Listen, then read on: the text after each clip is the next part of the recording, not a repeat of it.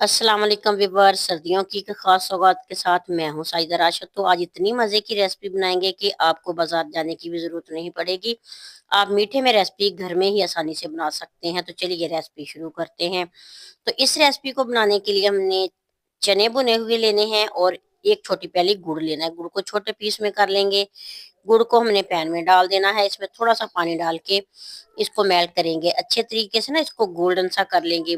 प्यारा सा कलर आने पर हम ना इसमें हल्का सा घी डाल देंगे, तकरीबन आधे चम्मच के बराबर।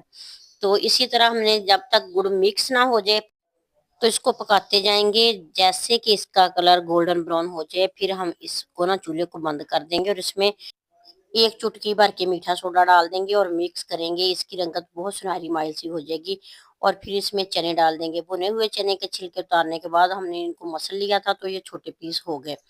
तो इनका छिलका बिल्कुल भी नहीं होना चाहिए। इसी तरह हमने मिक्स करने के बाद ना एक ट्रे ली है, इसमें थोड़ा सा ऑयल ग्रीस किया और इसमें ये वाले चने डाल देंगे। गरम गरम ही इसको हमने फैला देना है ताकि ये जम ना जाए। फौरन से ये जमना शुरू हो जाती है, इसलिए हमने ना इसको फौरन से ही फैला दिया। तकरीबन 20-25 मिनट के बाद हमने इसको हिला के उतार लिया। ये देखें चिक्की कितनी मज़े की बनी है।